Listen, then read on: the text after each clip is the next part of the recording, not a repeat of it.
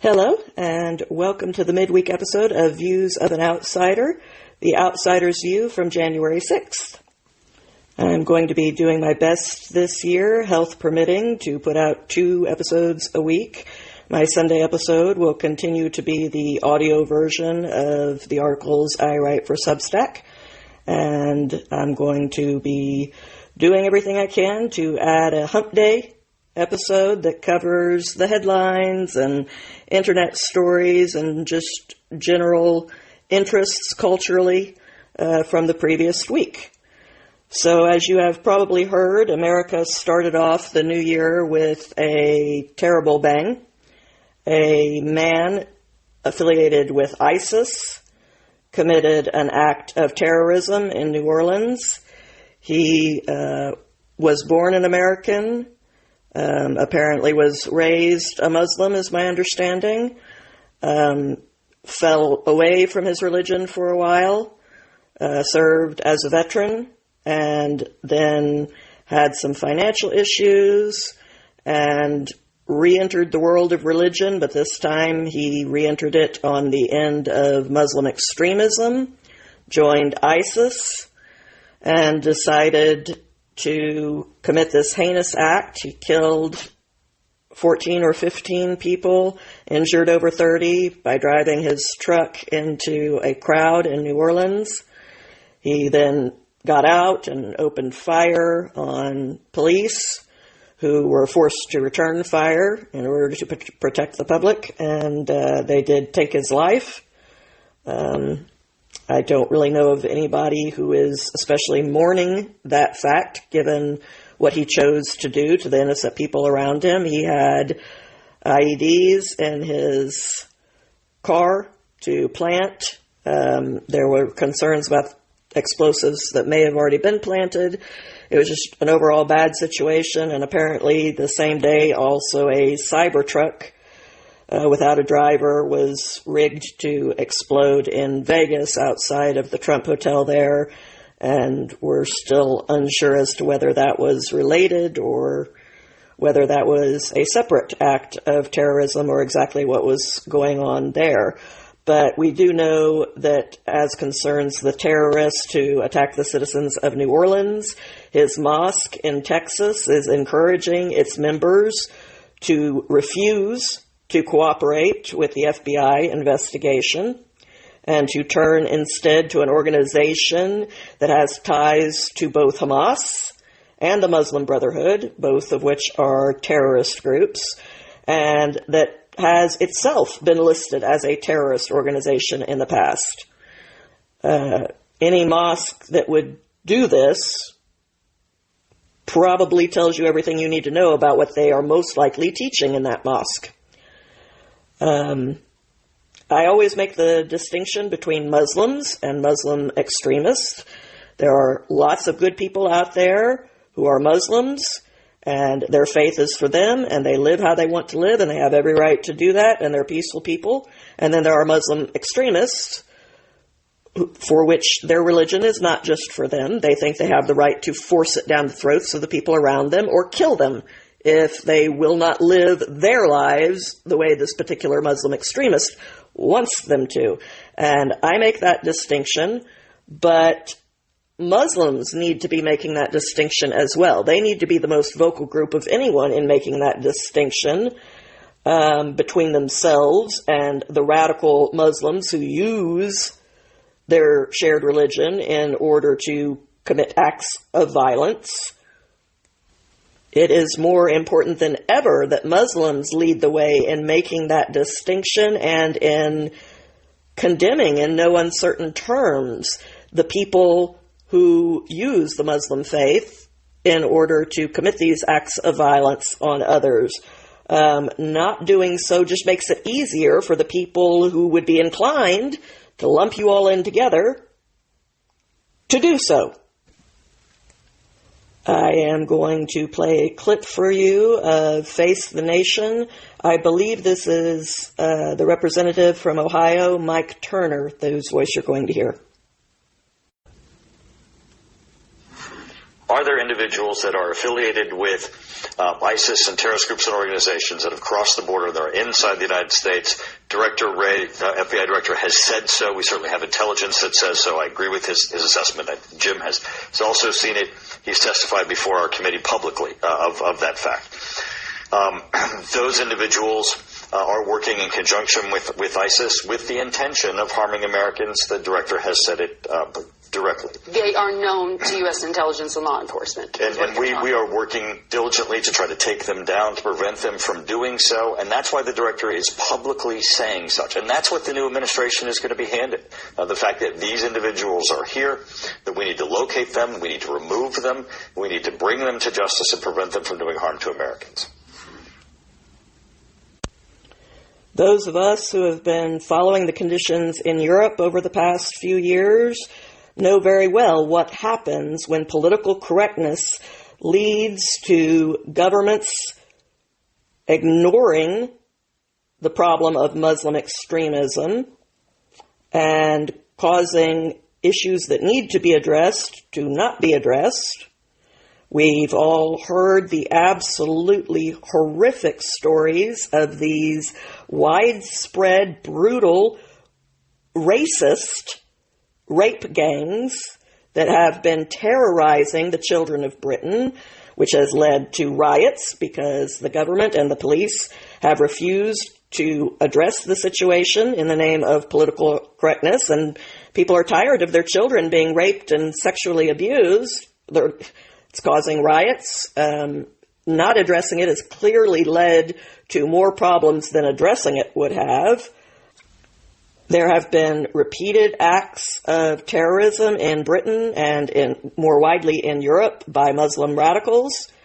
There was the horrible story, I believe it was Sweden, if I'm not mistaken, of the New Year's rape gang that was going around sexually assaulting women who had just come out to celebrate New Year's a few years ago. Again, I make the distinction between Muslims and Muslim radicals, but we cannot continue to ignore the one group in the name of protecting the other. First of all, that doesn't work. It only puts regular Muslims at more danger of being lumped together if we don't talk about these issues at all. And second of all, people are only going to tolerate so much violence from these extremists that come into their country before they take matters into their own hands, which is why it's preferable for the government to handle these situations with law and order and diffuse the situation by handling it.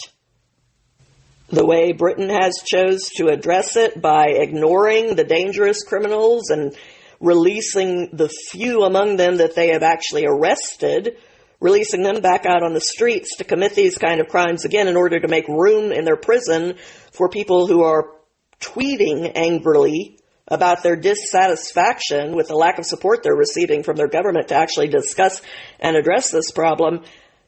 There is only so long you can contain a volatile situation like this if you continue to try to deal with it through just locking down the discourse. It will blow up in your face in a really ugly way, and I do not want to see that happen at all. So I am hoping that the politicians in Britain come to their sense and start to address these issues and have some honest conversations rather than just telling everyone to be quiet and stop talking about the problem.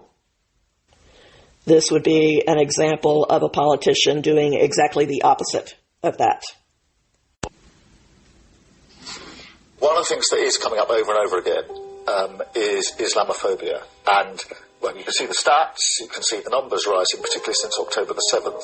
Although we shouldn't fall into the trap of thinking that before October the 7th, this was all heading in the right direction. It's been far too high for far too long. Clearly, we need to just say over and over again, Islamophobia is intolerable. That's your stammer, by the way. It can never, ever be justified, and we have to continue with a zero-tolerance approach.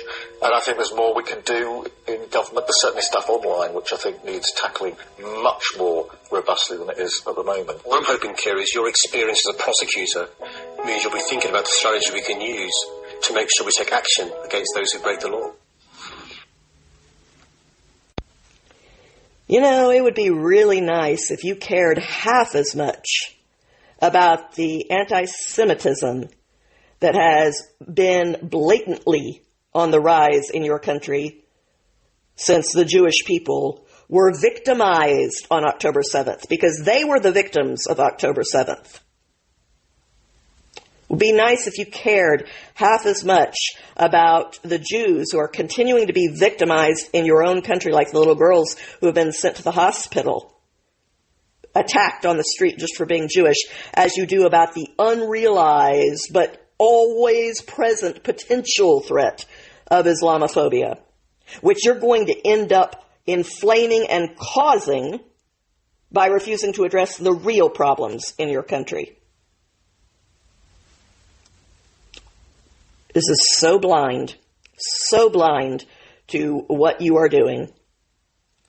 All right, last clip on the subject. This is Andrew Norfolk, a journalist who refused to cover the Rochdale scandal, which was one of these rape gang scandals, because it would have given credence to the opposing political party in Britain who were saying that mass immigration was leading to these problems. This is him in a BBC documentary, The Betrayed Girls.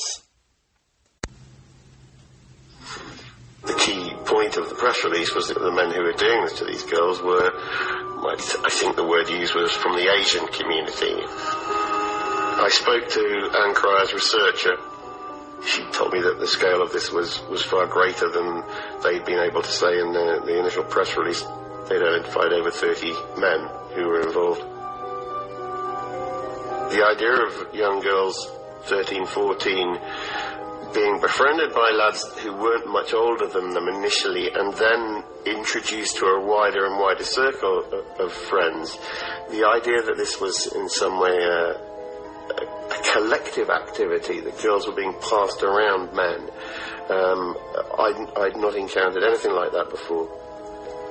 I remember so clearly the feeling of how on earth do you report a story that is a fantasy for the far right. It's everything you could wish for if you're pushing a particular agenda. It's innocent white girls and it's evil, dark-skinned men.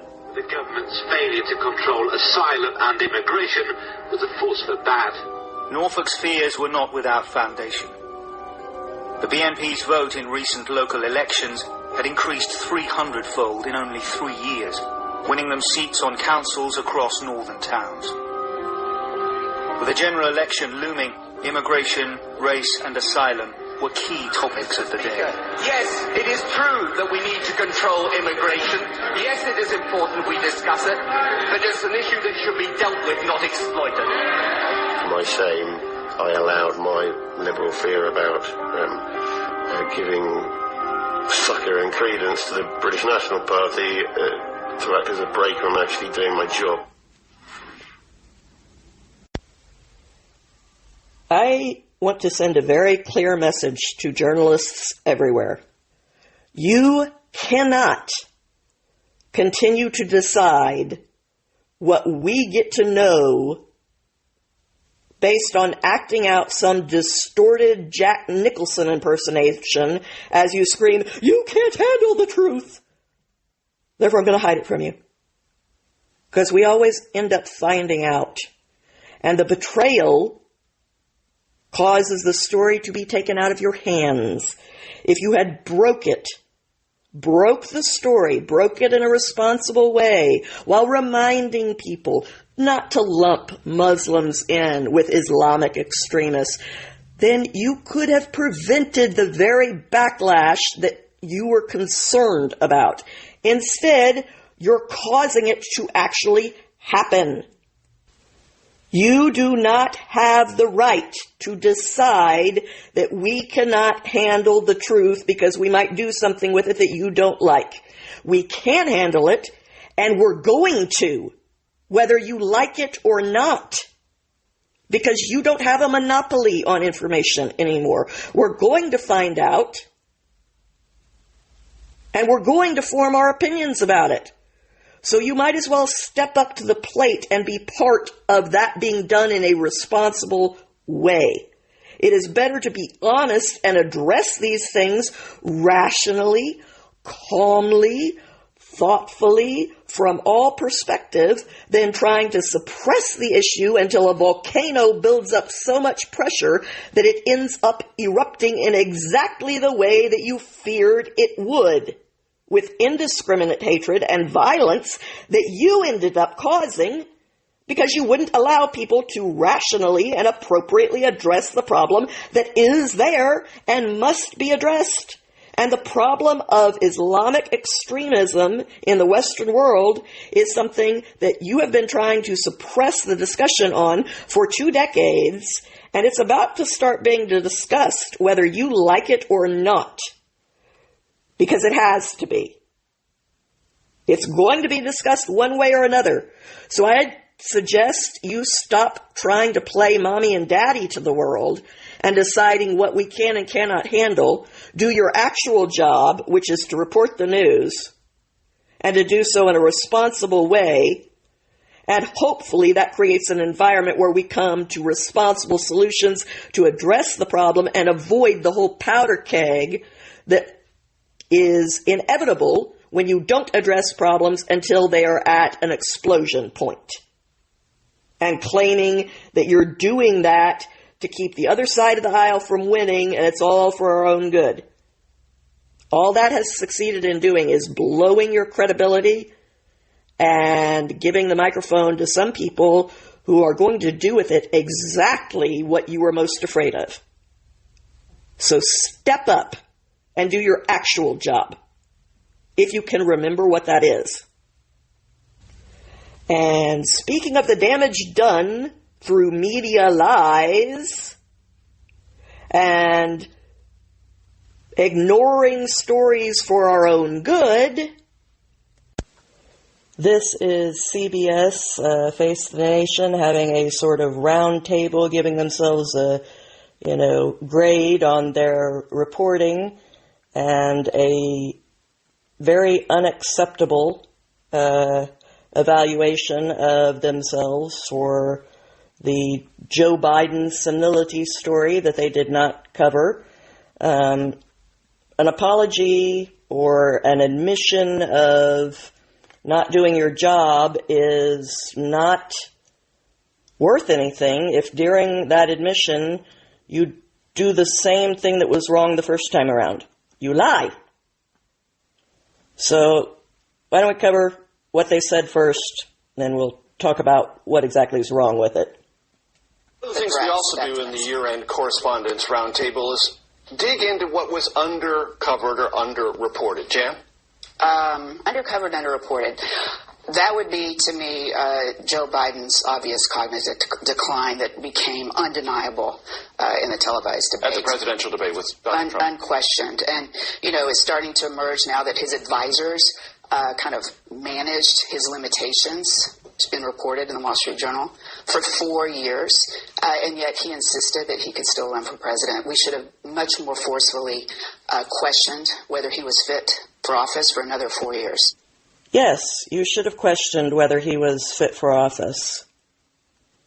But the part that you're ignoring is that even more than that, you didn't just fail to question, is he fit for office? When we said, hey, he can't give a speech without rambling off into incoherent stories and losing his train of thought, you jumped on us and said, no, you're wrong. You didn't just say, I don't know if anything's there, I'm not going to look into it. You did report. You reported wrongly. You reported that there was not a problem, that we should be ashamed of ourselves for thinking there was a problem, that we were bad people for saying there was a problem. You denied there was a problem. That is not the same as underreporting it. Like, hey, that story was going on and we just completely missed it and we never said anything about it. That's what you're trying to make it out like you did. You're trying to retcon it into that. And that is not what you did. If you did that, that would be forgivable. Hey, this story was going on and we had no idea it was going on. And because we had no idea, we never reported it to you. We failed. Sorry. That's understandable, but that's not what you did. And by trying to lie now and claim that's what you did, you are breaking our trust all over again. What you did was to report on the story. You said there is not a problem. He is not senile. You are wrong about this. You are spreading conspiracy theories. You are ageist. You are shameful. You are bad people. He is wonderful. He's as good as he's ever been. He is a spitfire behind closed doors. He's totally capable, and you're awful, awful people. You gaslit us. Don't continue to gaslight us now by claiming that your failure was just that you missed something. And now you want brownie points for taking responsibility, which is just you lying to our faces all over again? I don't think so. You don't get brownie points for continuing to be deceitful. Do you need a reminder of some of the things you said on air, CBS? The politicians you brought on air to say things? I've got one for you. Here you go. President Biden, who I've been around numerous times just in this last year, is sharp, he's focused, he's bright. He is sharp, intensely probing, and detail-oriented and focused. This is a man who is sharp, who is on top of his game, who knows what's going on. He's smart. He's on his game. I was in almost every meeting with the president, and the president was in front of and on top of it all. All sorts of news stations there, CNN included. You heard Kamala Harris. Come on. Are you seriously trying to retcon this? We've got the clips. The internet is forever, baby. We remember what you said. You didn't fail to cover the story. You covered the story. You covered it in lies. So now do not continue lying to me, acting like you're doing me a favor by acknowledging any of it, okay? No. Real sincerity means actually owning up to what you did. You were scared that you didn't have a better alternative and that Joe Biden was your best bet. And so even if he was senile, we need to hide that ball because what you feared most was Donald Trump getting into office. Okay, fine. You don't have the right to do that. You don't have the right to lie to me. And that does cost you my trust, but I could at least respect an honest and sincere taking responsibility for what you did. But this is not taking responsibility for what you did. So you get no brownie points for it. And you're still continuing to do it. I also was thinking about Joe Biden's legacy. He will be remembered as a great president. He will be mentioned in the same sentence as George Washington. Yes. You are out of your mind. You don't believe that. I don't believe that. I know you don't believe it. You know I know you don't believe it. Come on. You are not fooling anybody. That man is going down in history as giving Jimmy Carter a run for his money as the worst president of the modern era, and we all know it on every metric. But even if you want to pretend like you don't know that, tell me what achievement he's done that ranks him up there with George Washington. Go ahead, I'm waiting. I mean, Lincoln, you could say, well, he freed the slaves. Thomas Jefferson wrote the Declaration of Independence. FDR got us through World War II. Go ahead, I'm waiting. What did Biden do that was wonderful enough to join the ranks? You don't believe that. Give me a break. I don't know who you think you're fooling, but all you're actually doing is pissing people off by continuing to lie to our faces. All you're doing is giving us absolutely another reason on a pile that we already have not to pay any attention to anything you say. All right, last clip, MSNBC. Might as well get a clip before that network is entirely dead and no one will be mourning it. Here's why. I've spent a good bit of time with Joe Biden. He's far beyond cogent. In fact, I think he's better than he's ever been. Intellectually, analytically. Start your tape right now because I'm about to tell you the truth. And F you if you can't handle the truth. So, back at you, man. back at you. See, that is not underreporting the story. That is not failing to bring the story to the public's attention. That is saying you spent time with Joe Biden, lots of time with him, and he was completely there and capable. Now, either you were lying about spending time with him, or you were lying about the completely capable part. Either way, you were lying to my face and then telling me to F off if I don't believe you, which I don't. You don't have any credibility to demand that I believe you. You blew your own credibility, my dude.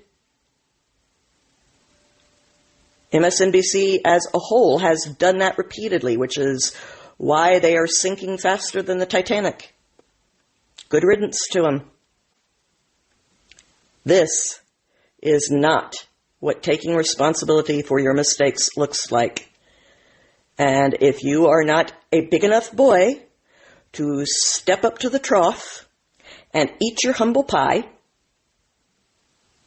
and acknowledge that although you may have convinced yourself you were doing it for a good cause, you overstepped what you had the right to do by deciding what I did and didn't have the right to know, and you lied to my face, aggressively lied to my face, in order to try to manipulate the situation, thereby justly ruining your own credibility, and accept your lumps like a man. Because we're, as a nation, going to give them to you, whether you accept them or not. That's the wonderful thing about remotes. They have a power button. Off. Joe Biden seems pretty determined to use his last weeks in office to just flip as many birds to the American people as he possibly can. In addition to selling off the material that has been sitting at our southern border, ready to put up the border wall, and selling that off for pennies on the dollar just so that he can be vengeful and make us pay for it twice over at a time when we can least afford it. He's also handed out a bunch of medals of freedom, some of which were handed out to some very strange choices. Bill Nye the Science Guy got one. Is that dude still alive? The fact that I didn't know he was tells you exactly how relevant he is, so why is he getting a Medal of Freedom exactly? Hillary Clinton also got one. Was that for destroying the evidence on her laptop or for starting the whole Russiagate hoax? I'm just curious. And then, of course, there was our very own Bond villain, George Soros. I'm assuming he got a Medal of Freedom for being a billionaire who uses his money to interfere in politics? Like Elon Musk. Oh, wait, that's different, because he's our liberal interfering billionaire, right? That's what I thought. Biden also commuted the sentence of all but 3 federal death row inmates. 36 death row inmates have now been shown clemency, including Thomas Sanders, who murdered a young mother in front of her child, then kidnapped the child and shot the 12-year-old little girl, Lexus Roberts, 4 times, and then cut her throat. This heinous animal is not alone in receiving clemency. There's Jorge Avila Perez, who snatched and sexually assaulted 2 little girls, ages 8 and 9, as they were riding their bikes, Laura Hobbs and Crystal Tobias. And then he later strangled a naval officer, Amanda Schell, in her barracks in Arlington, Virginia. Lovely man. Anthony Battle, who murdered a prison guard with a hammer while serving a life sentence for raping and murdering his own wife. Kabani Savage, a drug dealer who ordered the death of 12 people, including 4 children. Yeah, you get the idea. So the people, in the form of juries, gave these families justice. But Biden overrode the people and took that justice away from these victims' families. Merry Christmas. But that's what the leader of a free democracy does, right? He overrules the people in favor of his personal agendas. You know, presidential pardons used to be a safeguard against false convictions or instances where justice had been perverted. But the unfortunate consequence of electing petty children to hold powerful offices is that they've been using this privilege given to them by the people as their own little toy to achieve their own little petty ends. So they do not deserve to continue to have this kind of power if they're going to abuse it. Presidential pardons either need to be completely done away with or restricted. You could say limit it to 3. You get 3 causes that you get to wave your magic wand and say, I don't think justice was done here, I'm pardoning this person.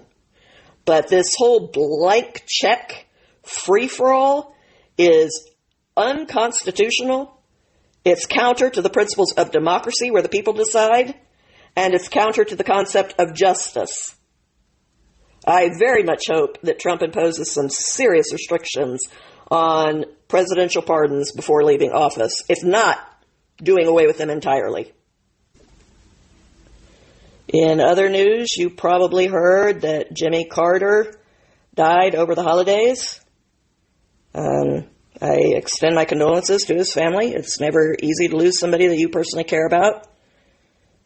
I would be hypocritical if I expressed some sort of feeling of loss on behalf of the nation. He was the worst president in modern history.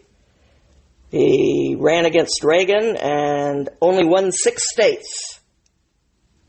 And because he was booted out so forcefully for the awful job he did, he became an incredibly vengeful nuisance. He was highly and openly anti-Semitic. He coached Yasser Arafat on how best to lie to the media in order to garner support for the Palestinian cause. He manipulated foreign affairs behind the backs of other presidents to the fury of both Bush and Obama, causing all kinds of havoc in the world. He never met a dictator he didn't like. I know you're supposed to say something nice about people when they die. So he also founded Habitat for Humanity. That's all I got. But in order to switch to a more optimistic topic, I saw a compilation of interviews that Ben Shapiro had given with various members of the incoming Trump administration, and it made me feel very optimistic about the potential in the coming years, so I thought I'd pass those interview clips along and hopefully pass on a little bit of the optimism along with it. These are many of the people who will be main players in the incoming Trump administration, and I thought just taking a few minutes for each one to kind of get to know them, if you don't already, kind of their views on the world, certainly made me feel optimistic about the changes that are taking place, and hopefully it will do the same for you. I really think that Trump's major appeal, more than anything else, is something that he has said many times, which is they don't hate you because they hate me. They hate me because they hate you. And I think that's right for so many Americans. Yeah, I think that's very smart. And it extends further. It's not just about criticism of them personally, which I do think a lot of people feel to their core. It's also about the things that they hold dear, right? this wasn't true when Bill Clinton was running for political office. It wasn't true, by the way, when Barack Obama was running for political office. I actually, I sort of, one of my favorite lines to give in speeches is that I give a paraphrase line from a Barack Obama speech in 2007 or 2008 when he was running for president, where it's basically, the quote goes something like, I really don't like it when people bring non-American flags to protests in America. When I see a guy waving a Mexican flag at an American protest, I get a flash of resentment. And, you give that speech to college-educated audiences in 2017, 2018, and you see people shift in their chairs. They're like, oh, where is this going? This guy's a little uncomfortable. And then you say, well, Barack Obama said that 8 years ago, 10 years ago. And they're like, oh, wow, that's surprising. And it just goes to show how different it is that people are talking about these issues. But to go back to this sort of, people feel insulted personally, but they also feel insulted, I think, about core parts of their identity. So my grandparents, again, classic Blue Dog Democrats, but when you talk to them about World War II, and they were kids in World War II, my grandma's older siblings and her father were in the Navy. My grandfather didn't fight in the war. He just missed the sort of age cutoff. I think he was 16 when the war ended. They would get teary-eyed, right? I mean, it was this incredibly proud moment of American history, and that moment was important to them as people, right? Their identity as Americans who felt that their country was good was really important to them. And of course, there are all kinds of things that America has done wrong. You sort of have to issue that caveat. But people they recognize that there are a lot of things wrong with their family. They still love their family. They still think things are good. The American nation is, in a lot of sense, a sort of extended family for a lot of people. They care about its history. They're proud of its history. And if your operating assumption as a potential leader of American politics is not that America's made some mistakes, but America's fundamentally terrible, then a lot of people are going to feel personally insulted because America is something they actually care about. It's not just fake. And I actually think that it sort of reveals the cynicism of a lot of our sort of leadership class in the country. I don't think that they were caught off guard by the reaction that a lot of people had to this because they really don't think that patriotism is something that folks actually feel, right?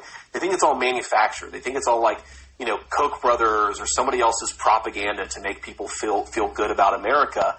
But a lot of people actually just feel good about America because they care about it and it's theirs and they love it. And if that feeling is genuine, it's very often, I think, foreign to a lot of folks in America's leadership. I like him. This is Pete Hegseth, who is up for Secretary of Defense. If you've listened to my other episodes, you know I've been a big supporter of him being appointed to this office. He is the right man for the job. I am thrilled that these absolutely ridiculous scandal stories utterly failed to derail the process. There's a lot of support behind this man. I think he's going to do wonderful things with the military, and here's what he had to say about his ideas of how the military should be functioning. They're going to start to return back, I would think, for many of them, to what they really were supposed to be doing in the first place. Oh, the incentive is having more ammo and more training, not more diversity trainings? How about we do that? I do think it's the type of institution that can turn differently than, say, a Department of Education, which we should just get rid of completely. Or if you weren't going to get rid of, you couldn't pull the roots out fast enough or hard enough. Because I think the core of that Pentagon would be with all of those moves. Most of your 06s and 07s and 05s and E7s and E8s who fought these wars and saw the nonsense and served with people who were killed will say, yeah, let's get back to the real right now. And they would do it. And then you switch to military academies and you say, we're not teaching DEI anymore? And then, more importantly, I think, you go back to standards across the military and say, whatever the standards were in 1996, those are the standards. Whatever it took to pass Ranger School or Airborne School or become a Marine or whatever. I mean, I just, and that doesn't mean going backwards. It means returning to colorblind standards, returning to gender affirming or gender recognizing standards, to use the wrong phrase. Men and women are different. There's a whole chapter on that. One of the examples I use in the book is the Marine Corps. When Obama wanted to push women in combat, the Marine Corps did a study. And this study was, let's test 400 male Marines versus 300 male Marines and 100 female Marines together in a grueling exercise of faith. And shocker, the 400 male Marines crushed the whole thing. And this was a 300 and 100, not a 200, 200. I mean, this is, and what did Ray Mavis, the Secretary of the Navy, do? Throw the study out, because it's not what the political folks wanted, even though they were told if you do a study and it shows differences. Whoever was involved in any of those types of things, you can see the door, and you'll be replaced by a junior officer who can be promoted more quickly. There's huge, I mean, I didn't get into it in this book, but there's huge issues with a promotion system that, yes, it's a meritocracy, but there's incredible limits on who could move as quickly. So you've got little Eisenhowers out there who are stuck at captain rank for 6 years, even though they should be a lieutenant colonel based on what they're capable of doing. So there's things you can change there, too, that are long haul. But a lot of firings, and then hire whoever made Maverick, the movie, and say, make me, a dozen ads for every branch of the military that show just bat dudes getting to work, and get ready for an influx of young men under a commander-in-chief they respect to come on in. And guess what? Don't bring any of your racist crap. It's not already an issue. That's my point is, that's not an issue, so we don't have to worry about the issues. The reason I say that is because that's what the left is saying. The left is saying, it's Donald Trump's shock troops coming in. Donald Trump's shock troops are the guy you went to synagogue with, or the guy I went to church with, who decided not to join the military, but instead now is working for the power company or doing construction, but otherwise would have joined. And they go to church, and they have families and kids, and they're productive, and they work hard, and they're good, honest people. And I lay out in the book those types of guys I went to school with in high school, some of which probably would have been toxic males if they hadn't been forged through the military. And then they came wounded in combat, silver stars, just amazing guys. Or they were just patriotic and they were kind of wimps. But they went in the military and then they served 20 years and now they're lieutenant colonels and they're, large and in charge, and the military forged them too. Right now we're not recruiting either of those groups. So you recruit those groups with a different ethos of the entire military, you can be back in the game. I absolutely agree with all of that. Of course we don't want racism in the military, and if it actually becomes an issue, well, then it needs to be addressed anytime it's found. But we don't need to just bang on about something that's not an issue. And as far as women, there are women who serve in our military. I have as much respect for them as the men who serve. I thank them for their service. They are heroes. But as far as them being on the front lines, if that means that the Marine next to them is more likely to die than he would have been had it been a guy with them, that is not fair to ask of our servicemen who are already putting their lives on the line. Even with other men there, they very well may die for their country. And if the studies show that when a quarter of the force of the fighting force on the front line is women, they get their asses handed to them because they don't have the same number of men. Well, then there are other capacities in which women can serve in the military that aren't on the front lines, that will not get more men killed just so that they can feel good about being men's equals. And lives have to be the priority here. So I am totally grateful to our female veterans. I'm sure most of them would never want to endanger their fellow servicemen if they were not able to do a job to the degree that someone else could do better. So, if that's what the studies show, then we need to follow the studies. That's just the way it works in life. This is Elise Stefanik, who infamously took down Claudine Gay, and the president of MIT, and I believe it was the University of Pennsylvania, for their gross and blatant anti-Semitic double standards of suppressing free speech on their campuses in the name of not allowing for any bigotry, except when it came to anti-Semitic rhetoric, in which case that was totally dependent. You probably saw the famous clips of is calling for the genocide of all Jews, a violation of these racial hate speech rules that you have. And, well, that was dependent on context. It depends. I mean, under some context, you could call for the genocide of an entire race of people, and that wouldn't be hate speech, according to these people. So I very much appreciated Ms. Stefanik taking them down. It was deserved. They were humiliated, and they deserved to be humiliated. And the whole thing was very illuminating to see the rot in our university systems. It explained a lot of the young people they're producing. But here is what she had to say. She will be the new ambassador to the UN, by the way, which is wonderful because the UN also has a major history of anti-Semitism, a problem that has only grown worse since Turkey was admitted to the UN. They have a massive open hatred of Jews and the nation of Israel. So I believe Elise Stefanik will do a wonderful job there. Here's what she had to say. There's nothing racist about wanting a secure border. There's nothing racist about opposing mass amnesty.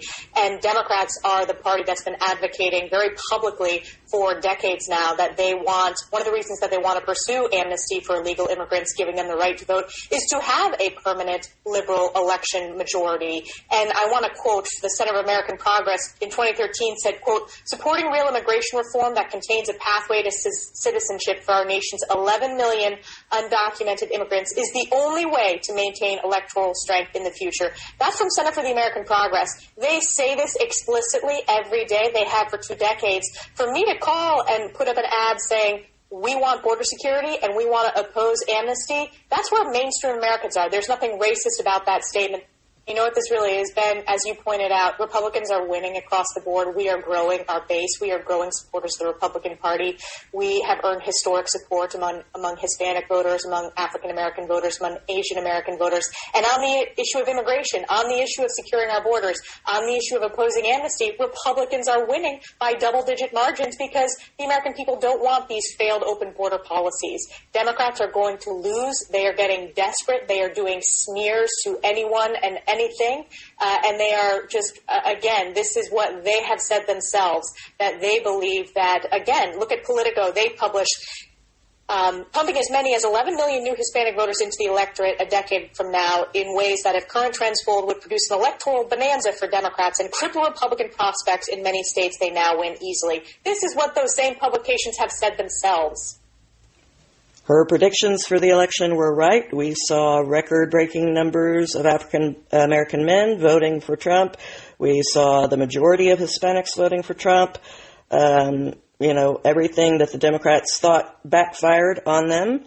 Their policies for this open border stuff is not popular across the board, and all they've been doing ever since then is calling African-Americans racist, calling Hispanics racist, calling everyone racist because we have a different opinion than they do, and votes were counted and the public had their say.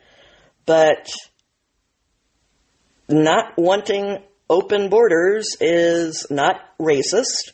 That's saying we should be able to choose who comes into our country, pick and choose who is bringing something, who is wanting to assimilate. And it's too dangerous to do it illegally, because when you do it illegally, then the gangs can come in, the criminals can come in, the drug dealers can come in, the human traffickers can come in, people like the man who killed Laken Riley can come in, people like the man who killed that 12-year-old little girl in Houston after raping her can come in. I mean, come on, this is ridiculous. So, no, you don't get to say that if you don't want all of that, you're racist. And I definitely agree with what she had to say about, I thought the whole replacement theory was a conspiracy theory, and yet she quoted 2 different mainstream Democrat sources openly talking about the fact that their only way to maintain power was to import people who would feel obligated to vote for them in return, because their policies were too unpopular with Americans, who are the ones that are supposed to be voting, so they needed to import their future voting base. But even that, I think, is backfiring on them, because these illegal immigrants are about to be deported. And the legal immigrants voted with Trump because, heck, that's why they left those countries, to get away from this criminal element. So they don't want to see that criminal element come here and be allowed in through open borders. And we saw in this election that outweighed any loyalty they might have previously felt to Democrats for being very pro-immigration. So, just goes to show you, the dose makes the poison. When you take something too far, you take it to the extreme, then you start leaving your common sense behind, start being ridiculous, starts being something you have to force down the throats of people instead of something that they actually want, and they're only going to take that for so long before there's a backlash. So hopefully the Democrats will learn and moderate like they had to do after the 70s. That's why Jimmy Carter got thrown out of office, and that's why Democrats were in the political Siberia wilderness for 12 years after that, before they moderated, which is what got Bill Clinton elected. So I suggest they learn from history if they can spare a moment from rewriting it. This is RFK, who's going to be heading up Health and Human Services. I am thrilled about that. Absolutely thrilled about that. There are a lot of studies that have not been done for political purposes that need to be done so that we have the information and the freedom to choose. These toxins need to be gotten out of our food. I'm a big supporter of the MAHA movement. There are a lot of scientific studies that have never been duplicated, so we don't know how accurate they are. They need to be duplicated so we know whether the study was a fluke or not, in order to know how valid the science that we're basing new science on is. So all of these things are things that Kennedy supports, and I am thrilled that he's going to be in there and revamp the NIH, the whole thing. Here's what he had to say. I wanted to ask you about what your solutions are to that, because we can talk about the defense budget, but the reality is 2/3 of the American budget is entitlement programs that nobody wants to touch. Well, the biggest cost is our medical costs, and the medical costs are preventable. And, this goes to another issue which neither have ever talked about, which I believe is the biggest issue, which is the chronic disease, even bigger than the budget, which is existential, which is the chronic disease epidemic. When my uncle was president, 6% of Americans had chronic disease. Today, 60% have chronic disease. And that, more than any country in the world, one of the reasons we had, during COVID, we had the highest death rate, the highest body count of any country in the world. We had 16% of the COVID deaths globally were in the United States. We only have 4.2% of the world's population. And a lot of that was mismanagement. But a lot of it was also because we have the highest chronic disease burden of any country in the world. The CDC says that the average American who died from COVID had 3.8 chronic diseases. Now, you take these chronic diseases individually. Juvenile diabetes, when I was a kid, a typical pediatrician would see one case of juvenile diabetes in his lifetime, his entire career, 40-year career. Today, 1 out of every 3 children who walk into his office is pre-diabetic or diabetic. The cost of diabetes now in this country is higher than the defense budget. One disease, and that doesn't even include Alzheimer's, which we now know, which has now been reclassified as type 3 diabetes. Alzheimer's coming from the same cause that's causing the diabetes, which is food.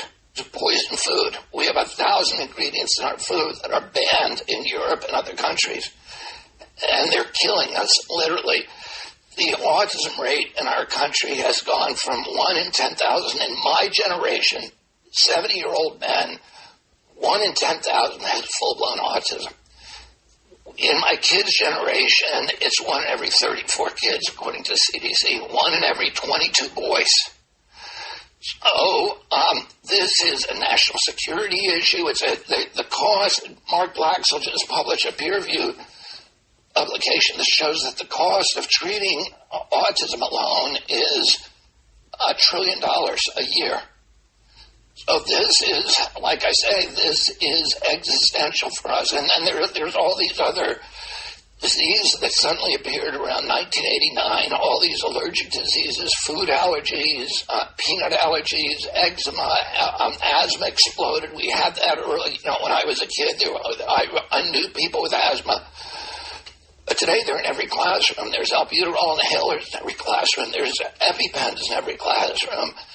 nobody's talking about this and explaining why the neurological disorders, ADD, ADHD, speech delay, language delay, tics, Tourette syndrome, narcolepsy, ASD, autism, all these are diseases that I never heard of when I was a kid. Nobody ever knew about them. They were unknown, to any except for esoteric specialties in the medical profession. The autoimmune diseases that suddenly exploded. I mean, the great bulk of my followers are young people, and I do selfie lines after every speech, and they, one at a time, they come up to me and say, I have POTS, I have, ADHD, I have all these autoimmune diseases. And rheumatoid arthritis, juvenile diabetes, lupus, Crohn's disease, things that we never heard of when I was a kid, and suddenly they're exploded. And then all of these other, the autoimmune, the allergic diseases, the neurological diseases, and obesity. My uncle was president. 13% of kids were obese. Today, it's almost 50%. So, and this is killing us as a country in so many ways, not only national security and our ability to find people who will actually defend this, who are in shape enough to defend this country, but the cost of it is $4.3 trillion a year. So it is 5 times our defense budget. I am absolutely thrilled about this because a lot of the diseases he was talking about, a lot of those chronic health issues are things that I suffer from. And people like me have been completely ignored by the other party, by the Democrat Party. They don't want to hear it. They don't want to talk about it. They don't want to address it. They don't want to stop subsidizing the foods that make it worse, which means those are the only foods that people like me can afford to buy, is the food that's going to make it worse, because they'd rather subsidize junk food than healthy food. They refuse to take the toxins out. In Europe, the standard is you have to prove a chemical is safe before you put it on food. Here, the standard is we can't make you take it out of the food until you've proven it's unsafe. And by then, it's done its damage. It's ridiculous. The system needs to be changed. And the only reason it's not is because these big food industries have a lot of money to throw at politicians to make sure that it doesn't change. So, I love it. This is Dr. Marty McCary, who's going to be the FDA commissioner. He's talking about some of these studies that have not been duplicated, that we don't know that the science that they're producing is even reliable, because the results have to be proven to not be a fluke. You are supposed to duplicate studies so that we know that the results are consistent, and therefore we can trust the outcomes.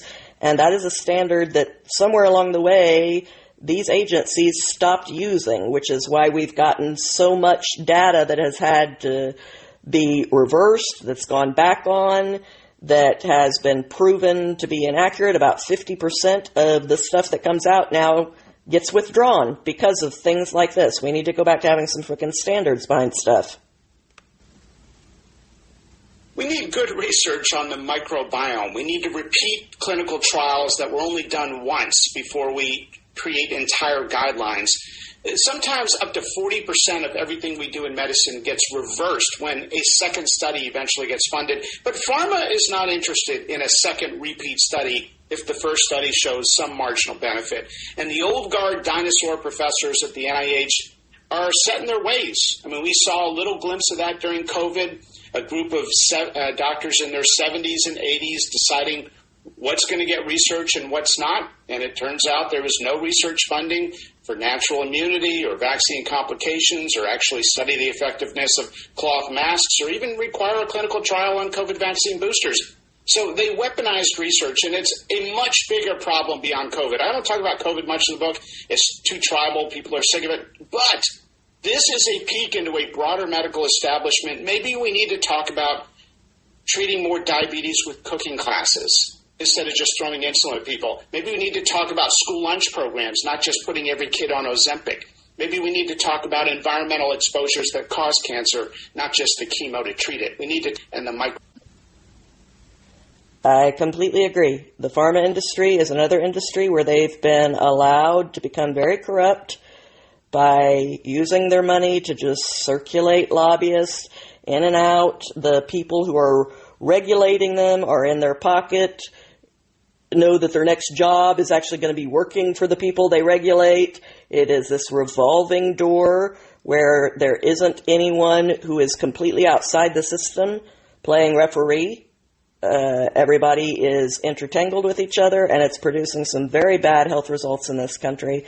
And I think it's great to have somebody with an open mind that is willing to re-examine stuff, do the test, publish the research, no matter what it shows, whether it's what you were hoping it would show or whether it shows something that makes you look bad. Get the information out there. Let's have all the information we can. Let's be as healthy as we can. Let's be open to, yes, medicine, but also to diet and exercise and supplements and anything that works. Let's just start looking into all of this and making sure that all of it's available and that the research we have on any of it is as accurate as we can possibly make it.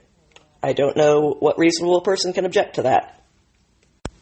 And Shapiro is right that not touching any of the entitlement programs is going to make it very difficult to cut the budget because that's where most of the spending goes.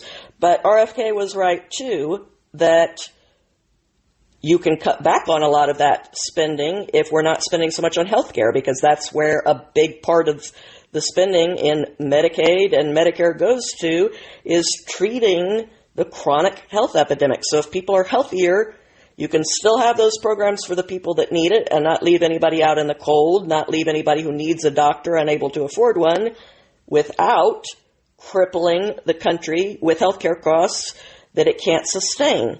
Help people have the option of getting healthy. And speaking of saving money, this is Vivek Ramaswamy, who is going to be heading up Doge with Elon Musk. So what does Americanism look like definitionally from where you said? Yeah, so look, I do fall in the camp of believing the thing that makes the United States of America unique is that we are bound by a set of ideals. And that's different than the blood and soil vision of American identity. And I do think that that's gaining currency. It's popular. I'm empathetic to it. But I think that fails. The blood and soil vision fails. First of all, our national identity will always then be thinner than that of somewhere like Japan or Italy, for that matter, right? Or Israel. Like, these are countries where you have deep blood and soil connections, genetic lineages dating back, or religious ties. Like, that is not the United States of America. So if we pretend that somebody's more American because they've been here for 7 generations versus somebody's only been here for 2 or 1, well, guess what? Our national identity is always going to be a weaker form than that existing in most other countries. In fact, most other countries have not only a stronger claim on that national identity, but it also denies the possibility of American exceptionalism, which is this idea that the United States, which I actually buy into, this idea that the United States of America is exceptional relative to all other nations across time and space because of the common ideals that otherwise brought together a divided and even in some ways polyglot group of people, religiously diverse group of people in a way that's never been done in human history. And so what are those ideals? I think that they're foundational ideals embodied in the Declaration of Independence in the U.S. Constitution. I think the idea that we, the people, actually can be trusted to govern ourselves for better or for worse, which acknowledges that we're going to be trade-offs. Sometimes we'll get it wrong, but that is who we are. That's what made America great the first time. The idea that you get to speak your mind openly and express any opinion, no matter what that opinion is, no matter how heinous it is to me. The fact that you get to express that opinion as long as I get to in return. The fact that you get to practice your religion, whatever that religion is, as long as you're not hurting somebody else in the process. As long as I get to in return. The idea of merit, right? Merit, I think, is at the heart of the American identity. And what is merit, or what is a meritocracy? I think it's a system that, A, recognizes that not everyone, in fact, decisively everyone does not have the same God-given gifts. It acknowledges that, and yet still says that we create a space, a nation, that allows you to achieve the maximum of your God-given potential. Even though that's different from mine or anybody else's. Your God-given potential, you can maximize that God-given potential in this country without any government or system standing in your way. Those begin to form the beginnings of an American identity grounded in the rule of law. Something that we say is, a nation without borders is not a nation, but that's an extension of the fact that we're a nation founded on the rule of law. So I think those basic ideals, free speech, open debate, free expression, free exercise of your own religion, meritocracy, the best person getting the job regardless of their genetics, the commitment to self-governance for better or for worse, The idea that the people we elect to run the government are the ones who run the government rather than unelected or enlightened bureaucrats, as it's been done in most nations across human history and even most nations on Earth today. Those are unique American ideals, and that's what I believe makes American exceptionalism possible. That, I believe, is our identity. I absolutely agree with all of that. What makes America exceptional is that we are so diverse, and we've found a way to make that work. And what makes that work is that we do not focus on what makes us different from each other. We focus on what we have in common with each other. And that is what has been missing from so much of recent political discourse. They want to focus on the things that divide us, not the things that unite us.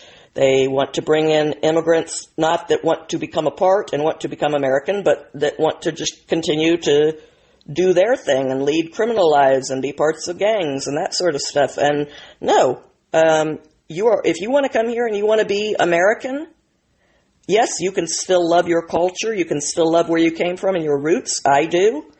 Most people do. But you have to be American first.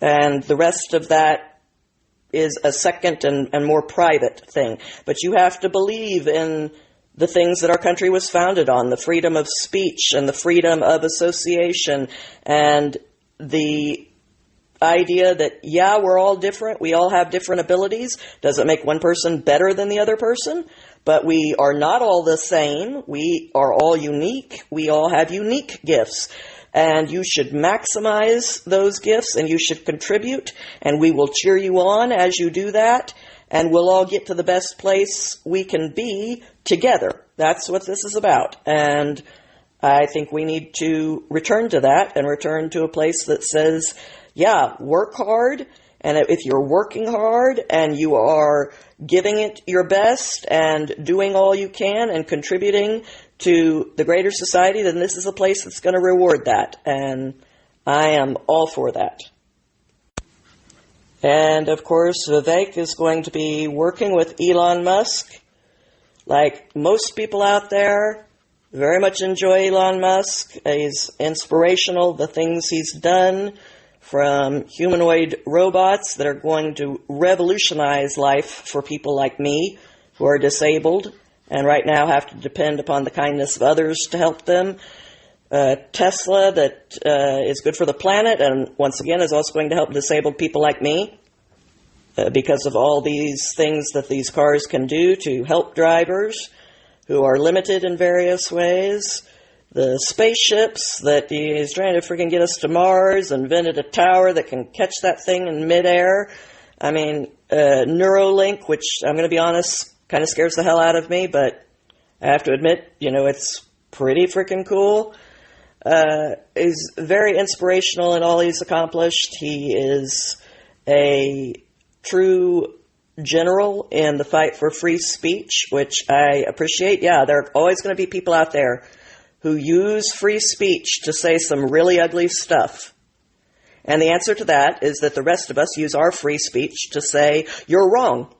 You're wrong morally, you're wrong factually, and here's why. Make a better case than they do. Suppressing them just means that they go whisper into corners, and that's how they recruit people. That is not the way to stop the spread of ugliness. Calling it out, bringing it out into the light of the day, and calling it out. That is how you get rid of bad ideas, and that's why free speech is necessary, so that the good ideas end up rising to the top of the furnace that burns away the majority of the evil stuff out there, so that fewer people fall for it. So I am a big fan of Elon's. I am absolutely thrilled with the idea of the Department of Government Efficiency.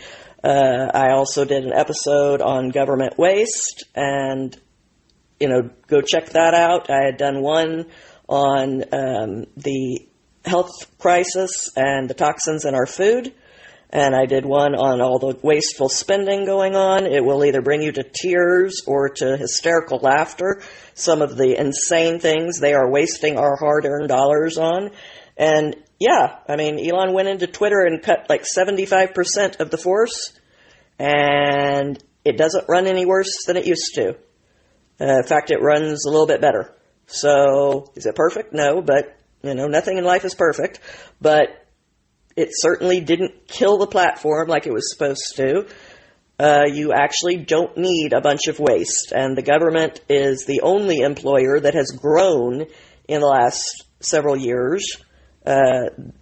It's grown enough to basically skew the numbers to make it look like the economy was continuing to grow and they were creating more jobs. The only jobs that were being created were government jobs. So, there needs to be a lot of the fat cut out of the government, and it needs to be reined back in. And I love the idea of a Department of Government Efficiency that's going to do just that. So here's what Elon had to say. Well, what do you see as the obstacles to companies being successful increasingly in the West, if there are obstacles to that? Well, I think excess regulation.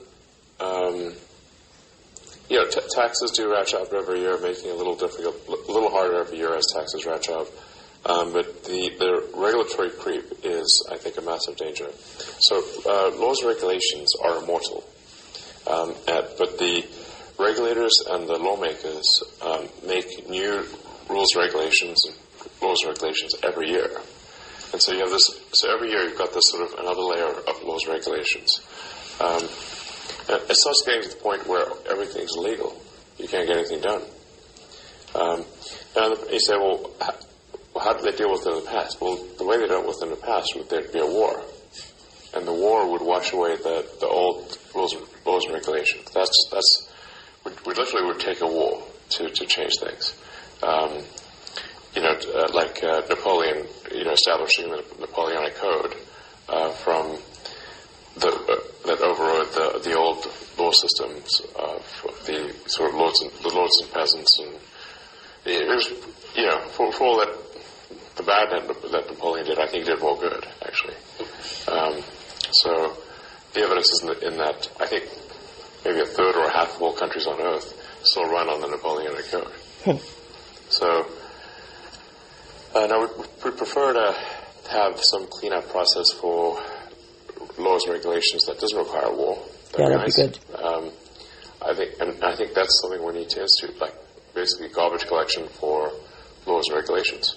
And one of the things that has been suggested is a book called The Sovereign Individual, written in the late 90s, that basically suggested that we are entering the era of avoidance, that people are going to be able to be sovereigns. You talked about sovereign wealth earlier. You're not, king of something, but you are the head of your companies.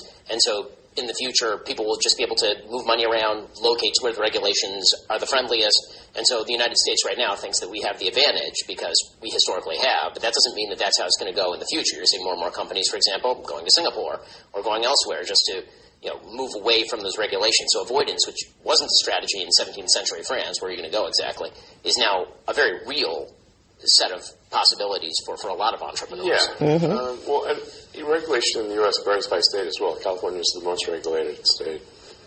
So increasingly people seek to do things outside of California or outside of New York. Those are the two most heavily regulated states.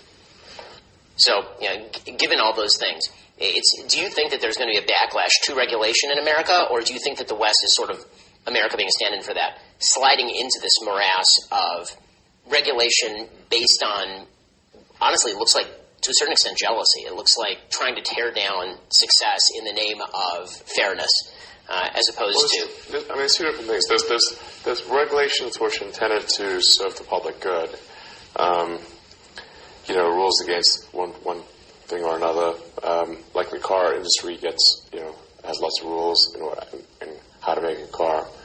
There'll be like piles of books in this room to cover just the U.S. regulations for what is required to build a car. But those are, at least ostensibly, they're aimed for safety. But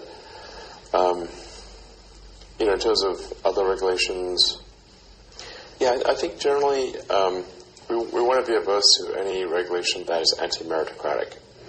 The point of fighting racism, sexism, and whatnot was not to replace it with another form of racism and sexism, but it was rather to get rid of racism and get rid of sexism. Not change it to another form. And DEI is fundamentally racist and sexist. I think this is the fundamental distinction between innovators and business people and people in the free market and the political class. The political class operates almost solely on the basis that the pie is fixed. Because if the pie is fixed, then the way that you get elected is by promising more of that pie to such and such a person. Or you promise that by seizing money from the private sector, you're personally going to grow the pie. And it seems to me that the first mark of a politician you shouldn't listen to is, I can fix all of your problems. And that basically rules out nearly everybody, because it seems like everyone in the political class is into the, I can fix all of your problems, when it seems like what I actually need is people who are entrepreneurial and innovative to solve this problem in front of me, so that we can then, move on to the next problem that's in front of them. Yeah, basically, the reality is that that the government is really just a corporation in the limit. Government is the ultimate corporation. It's not different from a corporation. It's just the ultimate corporation, and it's a corporation that is a monopoly, and also it can't go bankrupt unless the country goes bankrupt, and has a monopoly on violence. So how much more do you want to give to the world's biggest corporation that has a monopoly on violence? Probably less. If you look at, say, countries like East and West Germany or North and South Korea, cases where there's just an arbitrary line that's been drawn, like it used to be one country, arbitrary line is drawn because of a war. What is the productivity difference from one to the other? West Germany had a productivity 5 times greater than East Germany. That's just, and it's not like West Germany was just the sort of bastion of capitalism. They're like half socialist. So even with, so what that means is if they're half socialist and the other side is 100% socialist or communist, then you really have something like a 10-to-1 difference in productivity if something is done by the government or done by the private sector. That's why but I'm not someone who says abolish the government. I just say let's have the government do the least amount, because the less the government does, the more the economy will prosper, because anything done by the government is going to be 5 to 10 times less efficient. But think of the DMV. I'm trying not to, but yes. I absolutely agree. I mean, if you want something to be done for the most amount of money and the worst results, put the government in charge of it. That is the best way to guarantee it. The private sector is much better at handling problems. You have to have the government in charge of some things. It's necessary, but the less it can be in charge of, the better, because the private sector is better at almost everything as far as the results. And I mean, like what he was comparing West Germany to East Germany, you can compare the United States to the Soviet Union. You can make all kinds of comparisons, and the freer democratic systems just work better. So let free markets do their thing and interfere only when you absolutely have to. I think that this move to get more business people have succeeded in the real world. People like J.D. Vance, people like Vivek Ramaswamy, people like Elon Musk, and people that have actually done it and understand how the world works into politics is a good thing, as opposed to people who have never lived outside of the political bubble in their entire life. They grew up in political families. They went to a very political university. Their first job out of the chute is with a political organization. They work their way up. They become lifelong politicians. Never once have they had to make it in the real world. They don't understand how the real world works. That's how we get the results that we get. And the accumulation of regulations when all you're doing is making new laws, making new rules, and the old ones never expire and no one's in charge of cleaning them out. If you need to make a new regulation, you need to go and take the old one and say, okay, we're getting rid of this and we're replacing it with this. Not just an endless accumulation until, like you said, it requires a war, because preferably we'd like to not reach that point where you have to have a war in order to wash everything clean. That's a very bad way to go about it. Let's be a little bit more reasonable and forward thinking about it. And if you don't clean out those regulations, people start leaving. You've seen people flooding away from New York and California, the two states you mentioned. Part of that is because of the way they're governed socially. and the rise in crime and stuff like that as a result. But part of it is the regulations on businesses, because it's not just individual families that are leaving, businesses are leaving. You see that in Britain. They're losing most of their successful businesses because everything is so highly regulated. People have alternatives now. The world is a small place. They can go elsewhere.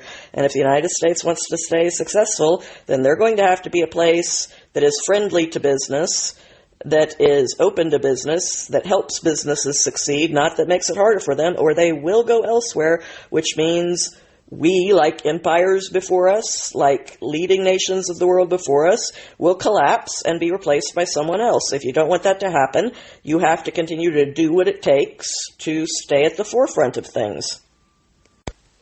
This is Kristi Noem, who's going to be heading up the Department of Homeland Security.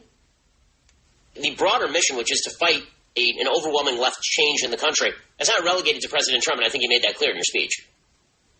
I did. I talked about why America needs conservatives, and it's a belief system that this country was founded on, that we believe and that we want to protect, because it really is what has given us the opportunity to be successful in the most exceptional nation in the world for hundreds of years. The left has gotten extremely far out there. I tell people all the time that I knew I served with extremists when I was in Congress. What's changed the last couple of years is they're so proud of it. They're so boldly declaring their embracement of socialism and communist principles and values that is a dramatic shift that we've seen in the last few years, and that's why Republicans are united around the conservative message and will continue to defend our history, our leaders that led us through challenging times. They had flaws, but they also did incredible things for us and our children and grandchildren, and that we need to continue to talk about the value that applies to today's culture and our government as well. There's a very specific reason that our founders gave the federal government very limited powers. They wanted the vast majority of the power to remain with the states and with the people.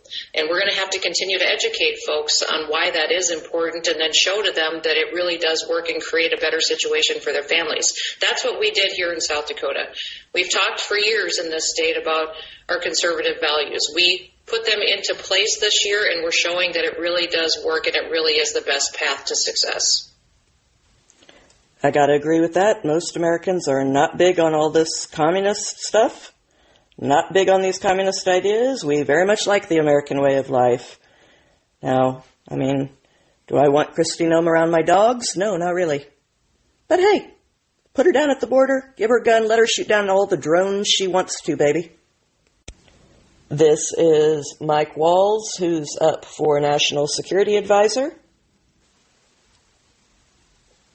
I went to Virginia Military Institute. I served 27 years, a lot of it in the reserves, in Special Forces. I don't know, many people realize both the Navy SEALs and Army Green Berets have reserve units. So I got to have a day job. I built a company. I worked in the Bush administration and the Pentagon. I had to be one of the only idiots that was writing the strategy, briefing the strategy. Then I would get mobilized with my reserve unit and have to go actually do the strategy. And out there with my guys who would then say, who the hell thought this was a good idea?